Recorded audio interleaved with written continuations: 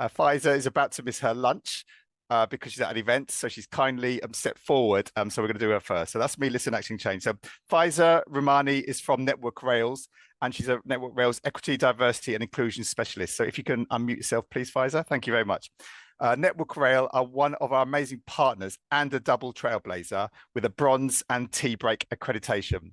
They also manage 20 of the country's largest stations. So in 3 minutes, this is the rules. Faizza, we've got 3 questions for you. So you will tell us why Race Equality Week is important, what Network Rail did and are doing for Race Equality Week this year and its impact, and how you're going to keep the momentum going beyond this week. Thank you, Faizza.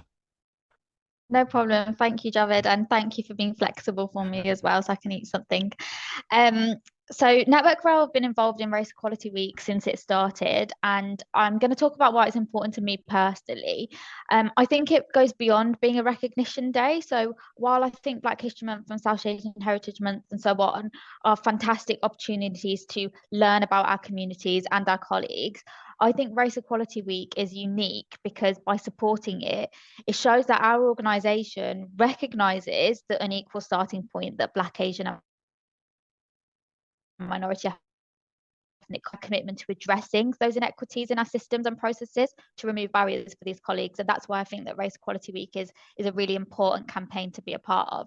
So this year, we shone a light in Network Rail on the Race Equality Matters new It's Not Micro resources, and we prepared some of our own to accompany them as well to suit our colleagues.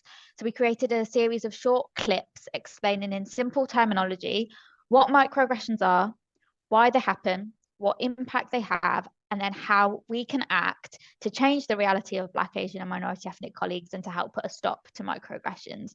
The clips were designed to be used alongside Race Equality Matters resources and the All the Little Things clip to support conversations amongst colleagues, and feedback was really, really positive about these conversations. They were really successful and they sparked really rich and nuanced conversations around what racism is that goes beyond like overt racism, but appreciating what that really looks like at a deeper level. We also took part in the 5-day challenge where we encouraged our colleagues to discuss the resources with their peers, and we had senior leaders share about what they were doing with the 5-day challenge resources as well to help show that those people at the most senior parts of our organisation are brought into this conversation as well. We also had our senior leaders encourage their business areas to sign up to a training course that we offer about race leadership confidence, because we know that all of our leaders need to be equipped to handle conversations on race, and that's really important for us at Network Rail.